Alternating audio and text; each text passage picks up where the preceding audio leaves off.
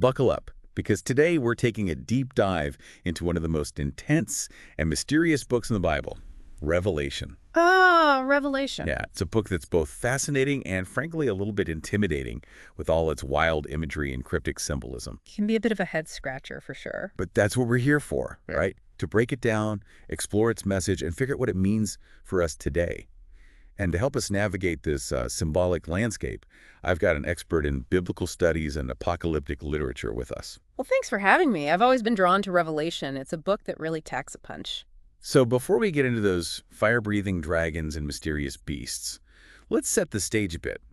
What was going on in the world when Revelation was written? Well, picture this. It's the 1st century Roman Empire, and you're a Christian. Not exactly a walk in the park, I imagine. Not at all. You're facing persecution, social pressure to conform to Roman gods, and you could be imprisoned or even killed for your faith. So, a pretty tough time to be a believer. Absolutely, and that's where Revelation comes in. It's this powerful message of hope and resilience for those facing hardship. It's like John is saying, hey, I know things are rough, but God's got this. Good will win in the end. So it's like a pep talk for the persecuted but disguised in some seriously intense imagery. Exactly.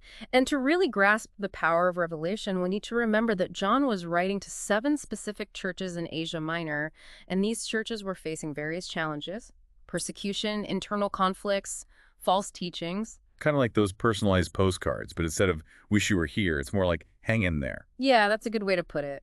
And to get this message across in a way that would resonate with his audience, John used a language packed with symbolism.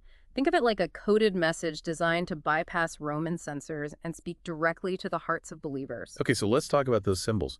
We've got lampstands, scrolls, beasts with numbers. I mean, where do we even begin to decode all this? Well, the key is to remember that John is drawing heavily from the Old Testament, Jewish tradition, and the cultural landscape of the 1st century. So, for example, those 7 lampstands, those actually represent the 7 churches themselves, each a source of light in a dark world. So the symbols aren't just random, they're actually deeply rooted in the culture and beliefs of the time. Exactly. Another example is the Son of Man figure, which John describes with white hair, fiery eyes, and feet like polished bronze. But this isn't meant to be a literal physical description. It's drawing from the Old Testament book of Daniel, where the Son of Man represents a divine figure, someone who comes to judge and establish God's kingdom. So when John uses this image, he's pointing to Jesus as the ultimate authority, the one who will set things right. Precisely. And then there's that number that always gets people talking. 666, it's associated with the beast, a symbol of evil and opposition to God. But 666 isn't just a random spooky number. In biblical numerology, 7 represents completeness or perfection, while 6 falls short. So the beast with 666 is like the anti-7, representing everything that's imperfect and opposed to God's plan. You got it. And for John's audience, living under Roman rule, this number might have had a very specific resonance. Some scholars believe it could be a coded reference to the Roman Emperor Nero. Whoa, so it's like John is dropping a little subtle dig at Nero right there in the text. It's definitely possible, and that's what makes Revelation so fascinating. These symbols operate on multiple levels, speaking to both the spiritual realities and the political climate of the time. It's like a multi-layered cake of meaning. That's a great analogy. And that brings us to the heart of Revelation, its major themes. And that takes us right to the core of Revelation, those major themes. All right, let's dig into those big ideas. We've got all these crazy symbols and visions, but what's the core message John's trying to get across? One of the biggest themes is God's sovereignty. Revelation emphasizes that God is in control of history, even when things seem totally chaotic.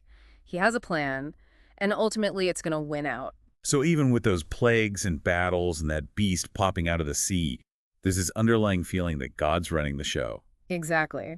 And along with God's sovereignty, we see the idea of judgment. Revelation has all these judgments on the wicked, the opening of the 7 seals, the 7 trumpets, the 7 bowls being poured out. And these judgments, they're pretty intense, right? We've got locusts with scorpion tails, a scorching sun, a sea turned to blood. It's a disaster movie. It's definitely vivid imagery. Yeah, even disturbing sometimes. But remember, these judgments are symbolic representations of what happens when you sin and rebel against God.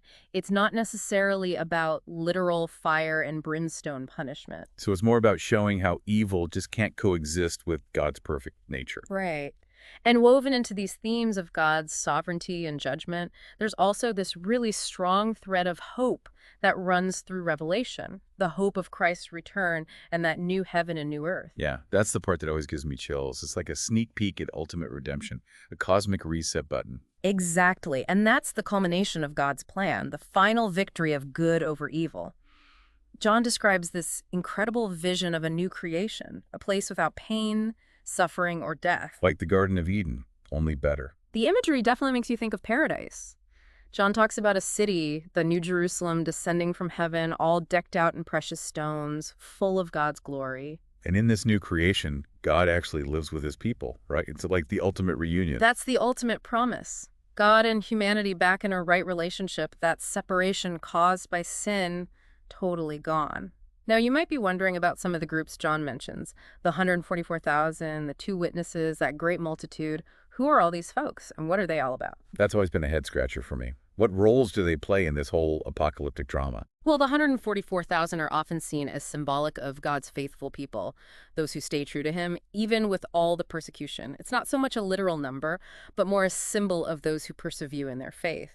The two witnesses, on the other hand, often represent the prophetic voice, those who speak truth to power no matter the cost. They're all about courage and faithfulness when things get tough. And how about that massive crowd John sees, that great multitude that's uncountable? Yeah, that's a beautiful image of how inclusive God's salvation is. This multitude represents that everyone is welcome, that God's love is universal, people from every corner of the world coming together. It's like a glimpse of that big reunion in the New Jerusalem John talks about. Yeah. So we've got God's sovereignty, judgment, hope, all these symbolic groups. But what does it all mean for us today? How does Revelation speak to our everyday lives in the 21st century? The million-dollar question, right? I think one of the key takeaways is that perseverance and faithfulness are so important. Revelation reminds us that being a Christian comes with challenges, but we're supposed to stay strong in our faith, especially when things are rough. It's like a cosmic pep talk for today's believers. Exactly. And along with persevering, there's a warning about compromise. Revelation is telling us to resist the pressure to conform to the world's values, especially when they go against God's truth. But some people might say, Revelation's so old, things were so different back then. How can it apply to my life now? It's a valid question, but Revelation's message goes beyond any specific time or culture. The specifics of the historical context are important, but the core themes, God's sovereignty, good versus evil, the call to be faithful, the hope of redemption, those resonate across the ages. It's like we're all still dealing with those same big questions about faith, hope, the meaning of life. Right. And Revelation gives us a really powerful perspective on those questions. Even in the midst of all the chaos and uncertainty, there's this bigger story happening, and God's the one writing it. It's kind of interesting. For a book that's often seen as all doom and gloom, Revelation actually ends on a hopeful note. We get that amazing vision of the New Jerusalem, the promise of a restored creation, a place where God is with his people. It's like a sneak peek at a happy ending. That's the beauty of it, yeah. It's not all about judgment and destruction. It's ultimately about good defeating evil, about everything being made new, about God's love that never gives up. Like a reminder that even when things are dark, there's always hope for something better. Exactly. And that hope is because God is faithful, he's committed to his people, and he's promised to make all things new. Now, let's be real. Throughout history, people have used Revelation to predict the end of the world, to try and pinpoint specific events, even to identify the antichrist. What are your thoughts on that? Yeah, that's a really important point, and I think that's where a lot of people get tripped up with Revelation. The book definitely gives us glimpses of the future, but that's not its main goal. The main point is to reveal God's character, his plan for the world, and to encourage believers to live faithfully right now, no matter what they're facing. So it's more about understanding the big picture, how God's plan is playing out, rather than getting lost and trying to decode every little prophecy. Right. Trying to read Revelation as like a literal prediction of the future can lead to all sorts of misinterpretations and even some pretty harmful ideas. I've definitely seen that happen.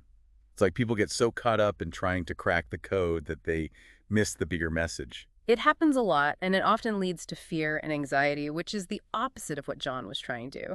He wanted to strengthen people's faith, not give them a timeline of future disasters. That makes a lot of sense. So as we wrap up this deep dive into Revelation, what's the one thing you want our listeners to take away from all of this? I'd say this. Revelation, even though it's complex, offers a really powerful message of hope and encouragement. It reminds us that God is in control, that good will win in the end, and that there's a glorious future waiting for those who stay faithful to Him. It's a comforting thought, for sure. And even with all the intense imagery, it all points to God's love and faithfulness. Absolutely. And that love and faithfulness will win out in the end. Everything will be made new, and God's kingdom will be fully established. Well, folks, that's our deep dive into the book of Revelation. Hopefully you found this journey through the symbols and prophecies and visions as fascinating as I did. It's always a privilege to dive into these deep themes. I encourage you, the listener, to keep wrestling with the text, to try to understand what it means, and to apply its truths to your own life. And as we leave you with one final thought, Revelation describes a new heaven and a new earth, a place that's beyond beautiful, perfect harmony.